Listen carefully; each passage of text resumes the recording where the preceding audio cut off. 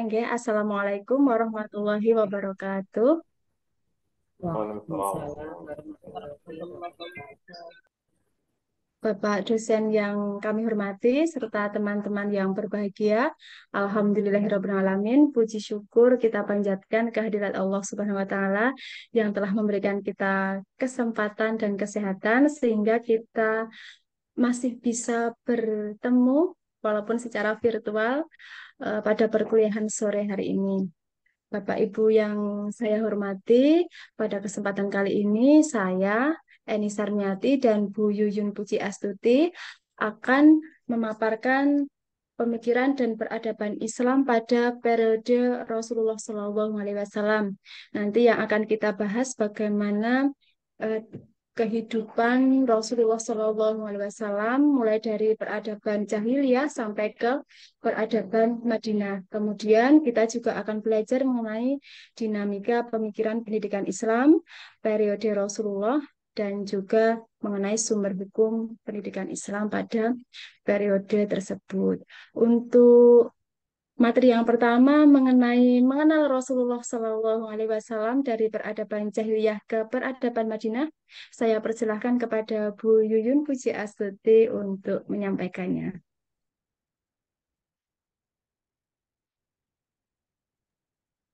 Assalamualaikum warahmatullahi wabarakatuh.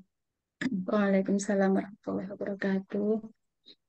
Terima kasih Bapak dosen atas kesempatan yang diberikan kepada kami, eh, Yuyun dan juga Ibu Sarmiati. Pada kesempatan kali ini saya akan menyampaikan pada bagian pertama yaitu mengenal Rasulullah dari peradaban jahiliyah ke peradaban Madinah. Oke, Bapak Ibu, yang pertama adalah mengenai pendahuluan terlebih dahulu. Peradaban jahiliyah adalah konsep dalam agama Islam yang menunjukkan masa di mana penduduk Mekah berada dalam ketidaktahuan. Keadaan tersebut merujuk pada situasi bangsa Arab kuno, yaitu pada masa masyarakat Arab pra-Islam sebelum diutusnya seorang Rasul yang bernama Muhammad. Lebih khusus ialah keadaan seseorang yang tidak memperoleh bimbingan dari Islam dan Al-Quran. Selama periode jahiliyah, tidak ada hukum yang ditetapkan. Peradaban Arab ketika itu memiliki corak, yaitu moralitas yang tidak mencerminkan budaya positif, sehingga peradaban Arab ketika itu disebut sebagai peradaban jahiliyah. Kemudian seiring berjalannya waktu, lahirlah peradaban Islam yang menumbangkan peradaban jahiliyah yang ada. Lahirnya peradaban Islam ini dimulai sejak lahirnya Rasulullah Shallallahu Alaihi Wasallam.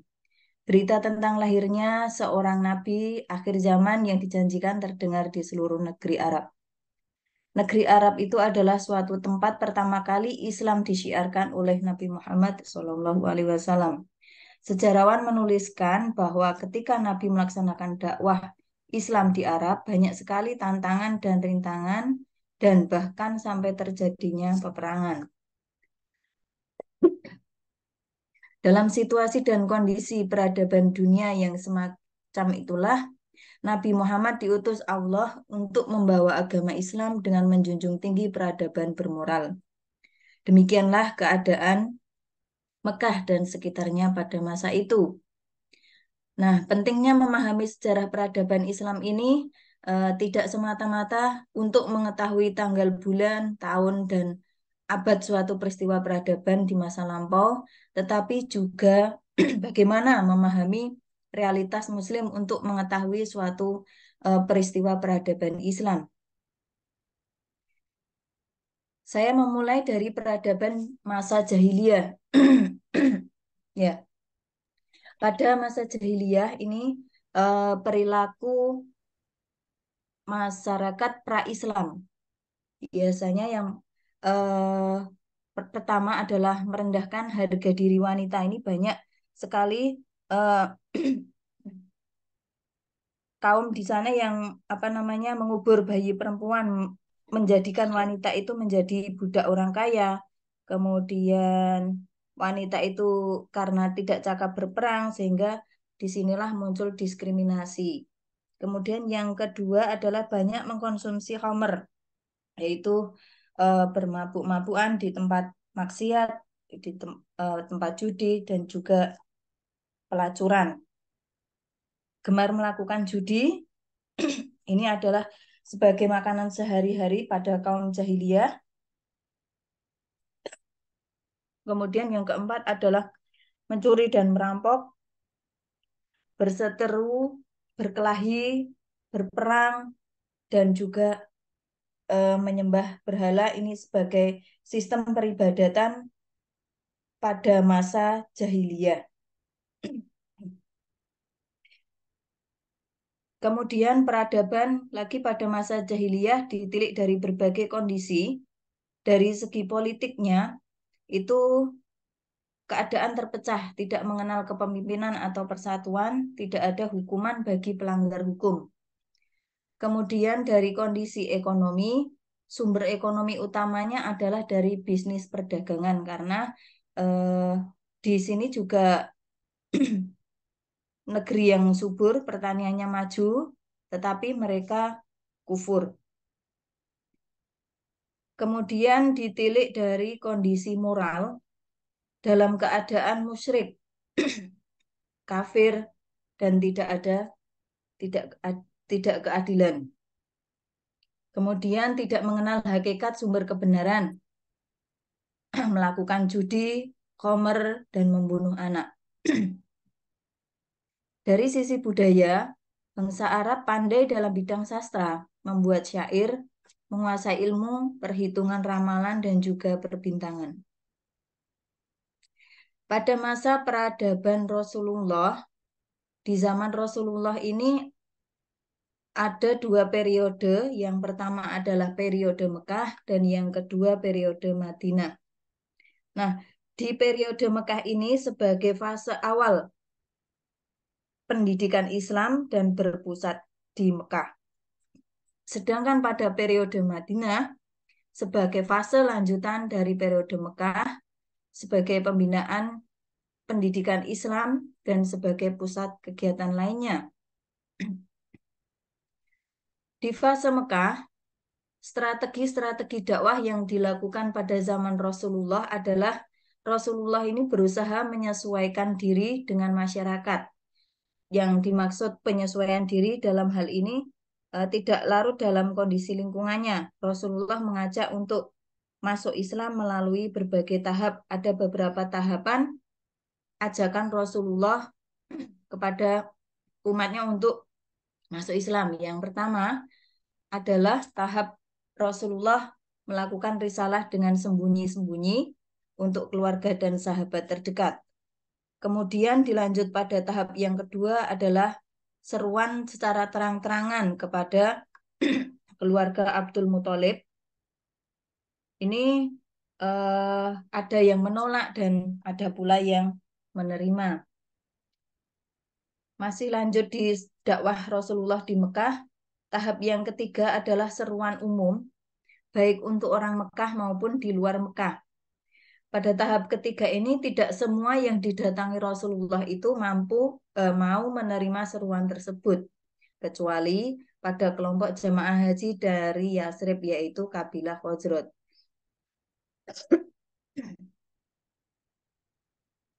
Sekarang pada fase Madinah. Periode di Madinah ini Rasulullah berdakwah di Madinah selama 10 tahun. Kelanjutan dari dakwah dari Rasulullah di Mekah. Jika pada periode Mekah Rasulullah itu memfokuskan pada penanaman akidah, sedangkan yang di periode Madinah ini adalah penyempurnaan dari Mekah, pendidikan terdahulu, yaitu pembinaan pendidikan difokuskan pada pendidikan sosial dan politik. Nah, usaha yang dilakukan Rasulullah di Madinah yaitu yang pertama adalah masjid digunakan sebagai pusat kegiatan ibadah. Kemudian yang kedua adalah mempersaudarakan kaum muhajirin dan ansor. Yang ketiga membuat piagam persaudaraan di Madinah dengan penduduk non-muslim, yaitu Yahudi dan Nasrani. Kemudian pada periode Mekah ini perbandingannya masa di Mekah dan juga masa di Madinah. Kalau yang di Mekah ini tadi sudah dijelaskan di awal bahwa berkaitan dengan tauhid, teori maupun praktik, kemudian pengajaran Al-Quran, membaca dan memahami kandungan ayatnya, pendidikan keagamaan, akliyah dan ilmiah, kemudian akhlak dan budi pekerti, serta pendidikan jasmani, yaitu terkait dengan kebersihan.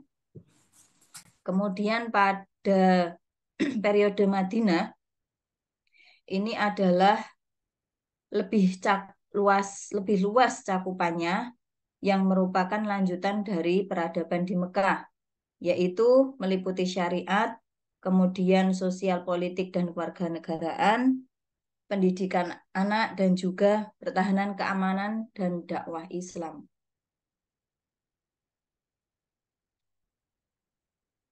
Nah, di periode Madinah, fase Madinah ini berlangsung yang 10 tahun, sejak hijrahnya Nabi Muhammad sampai beliau wafat pada tahun ke-11 Hijriah. Dalam fase ini umat Islam berkembang pesat.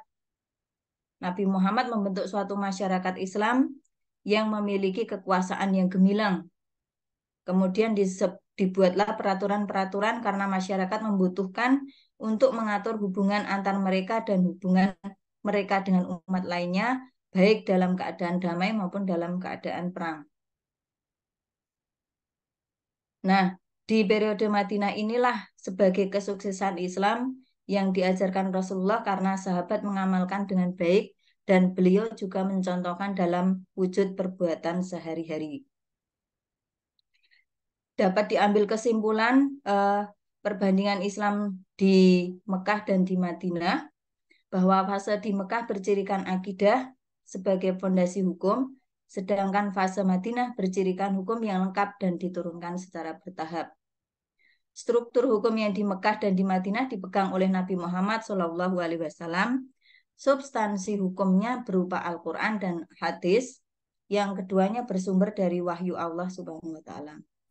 Budaya hukum menunjukkan bahwa masyarakat Mekah dan Madinah itu patuh terhadap hukum. Kepatuhan ini dipengaruhi oleh akidah yang kuat. Demikian Bapak Ibu yang dapat kami sampaikan. Untuk selanjutnya akan diteruskan oleh Ibu Eni Sarmiati. Monggo Ibu. Oke, baik, terima kasih Bu Yuyun yang telah memaparkan materi yang pertama. Untuk materi yang kedua ini mengenai dinamika pemikiran pendidikan Islam periode Rasulullah SAW. Sebenarnya sudah banyak yang disampaikan oleh Bu Yuyun. Mungkin materi saya ini ada beberapa yang mengulang, tetapi mari kita lihat bersama-sama Bapak Ibu. Baik, selanjutnya Bu Yuyun, kita masuk ke pendidikan Islam pada periode Mekah Bapak Ibu. Sistem pendidikan Islam periode Mekah ini lebih dititik beratkan pada pembinaan moral, akhlak, dan tauhid. Pendidikan dan pengajaran yang diberikan Nabi selama di Mekah ialah pendidikan keagamaan dan akhlak, serta menganjurkan kepada manusia supaya mempergunakan akal pikirannya, memperhatikan kejadian manusia, hewan, tumbuh-tumbuhan, dan alam semesta sebagai anjuran pendidikan akliyah dan ilmiah. Lalu, pada periode Mekah ini juga ditekankan untuk pemahaman dan hafalan Al-Quran. Peserta didik pendidikan pada periode Mekah ini bermula dari keluarga terdekat yang selanjutnya diikuti oleh keluarga agak jauh dan masyarakat pada umumnya. Secara lebih rinci, sistem pendidikan Islam pada periode Mekah dibagi dalam 3 tahapan, yaitu tahapan tertutup, tahapan terbuka, dan tahapan untuk semua. Pada tahap tertutup dimulai dengan mengajak keluarga terdekat terlebih dahulu seperti yang sudah disampaikan oleh Bu Yuyun tadi. Hal tersebut dilakukan untuk menghindari benturan kekuatan dengan kaumnya yang masih berpegang kuat dengan tradisi penyembahan berhala dan aturan jahiliyah. Tahap ini berlangsung sekitar 3 tahun dan ada sekitar 130 orang yang beriman dan masuk Islam atau disebut dengan as-sabiqunal awalun. Lalu untuk tahap terbuka atau terang-terangan dilakukan setelah turun Quran Surat Al-Hijr ayat 94 dan ini dilakukan seiring dengan bertambahnya jumlah sahabat dan untuk meningkatkan seruan dakwah. Lalu tahapan yang ketiga yaitu tahap seruan umum dilakukan pada musim-musim haji saat banyak kaum dari luar Mekah berdatangan. Baik Bapak Ibu, bagaimana awal mula pendidikan pada masa Rasulullah? Ini diawali dengan dijadikannya rumah Al-Arqam bin Abil Arqam sebagai tempat pertemuan sahabat dan pengikut Nabi. Di sanalah tempat pendidikan Islam pertama dalam sejarah pendidikan Islam. Di sana Nabi mengajarkan dasar-dasar agama Islam kepada sahabat-sahabatnya, membacakan ayat-ayat Al-Quran, serta menerima tamu dan orang-orang yang hendak memeluk agama Islam atau menanyakan hal-hal yang berhubungan dengan agama Islam. Bahkan di sana Nabi beribadah bersama sahabatnya. Nah, eh, ketika wahyu diturunkan Allah Subhanahu wa taala kepada Nabi Muhammad SAW, maka untuk menjelaskan dan mengajarkannya kepada sahabat, Nabi Muhammad SAW mengambil rumah Al-Arqam bin Abil Arqam sebagai tempatnya. Hal ini berlangsung kurang lebih selama 13 tahun. Lalu kita masuk ke pendidikan Islam periode Madinah. Pendidikan Islam periode Madinah ini Rasulullah melakukan beberapa hal. Yang pertama, melakukan pembentukan dan pembinaan masyarakat baru dengan cara mempersatukan kaum muslimin, mengadakan perjanjian dengan kaum Yahudi penduduk Madinah. Yang kedua, melakukan pendidikan sosial, politik, dan kewarganegaraan. Materinya adalah pokok-pokok pikiran yang terkandung dalam konstitusi Madinah yang dalam prakteknya diperinci lebih lanjut dan disempurnakan dengan ayat-ayat yang turun selama periode Madinah. Lalu ada juga pendidikan anak dalam Islam, ini sesuai dengan surat Luqman ayat 13 sampai 19, yaitu tentang tauhid, sholat, dan adab dalam masyarakat dan keluarga. Yang keempat adalah mengenai pendidikan akhlak. Lalu apa tujuan pendidikan Islam pada periode Madinah, Bapak Ibu? Tujuan pendidikan di Madinah adalah untuk membentuk masyarakat yang memiliki kesadaran dan tanggung jawab yang besar dalam mewujudkan cita-cita Islam dengan mewujudkan masyarakat yang diridhoi Allah Subhanahu wa taala dengan cara menjalankan syariat Islam sesungguhnya. Adapun yang menjadi pendidik di periode Madinah pada saat itu adalah Nabi Muhammad SAW sendiri, yang pada tahap selanjutnya beliau mengangkat pendidik dari kalangan sahabat terkemuka. Selanjutnya, Bapak Ibu, eh, bagaimana strategi pendidikan Islam pada periode Madinah? Di sini Nabi Muhammad SAW menggunakan strategi yang berbeda, di mana pada waktu di Mekah beliau lebih menonjolkan dari segi tauhid dan perbaikan akhlak, tetapi ketika di Madinah beliau banyak berkecimpung dalam pendidikan sosial masyarakat. Karena di Madinah beliau diangkat sebagai nabi dan juga kepala negara. Persoalan yang dihadapi oleh Nabi Muhammad SAW ketika di Madinah jauh lebih kompleks dibandingkan ketika beliau berada di Mekah. Di sini umat Islam sudah berkembang pesat dan harus hidup berdampingan dengan sesama pemeluk agama lain seperti Yahudi dan Nasrani. Oleh karena itu, pendidikan yang diberikan oleh Nabi Muhammad SAW juga mencakup urusan-urusan muamalah atau tentang kehidupan bermasyarakat dan politik. Nah, kita akan membahas metode pendidikan Islam pada masa Rasulullah SAW. Yang pertama, untuk bidang keimanan, menggunakan metode tanya jawab dengan penghayatan yang mendalam dan didukung oleh bukti-bukti yang rasional dan ilmiah. Adapun untuk materi ibadah, beliau menggunakan metode demonstrasi dan keteladanan sehingga mudah diikuti.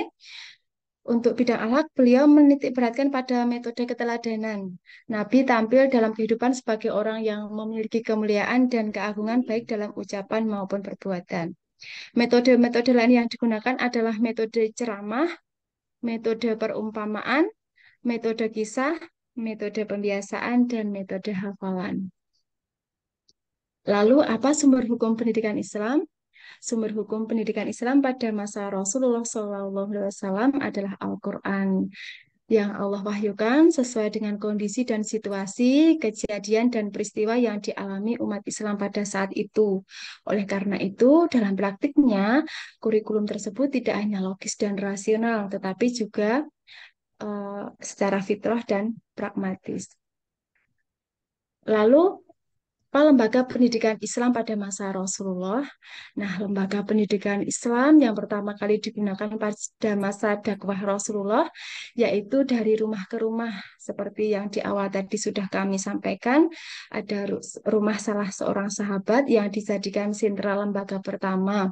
Selanjutnya, setelah Nabi hijrah ke Madinah, baru kemudian dibangun sebuah masjid yang kemudian menjadi pusat pendidikan dan pengajaran Islam.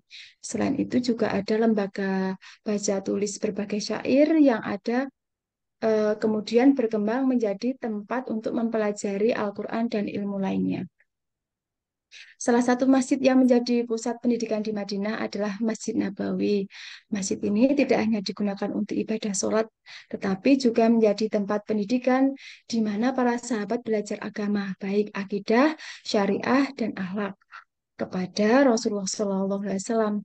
Dijadikan pula sebagai tempat berkumpul, mengatur strategi, dan bermusyawarah. Nah, demikian Bapak Ibu yang dapat kami sampaikan terkait untuk materi. Yang pertama, eh, mungkin ada tanggapan atau pertanyaan. eh, Monggo, ini langsung boleh dipersilakan.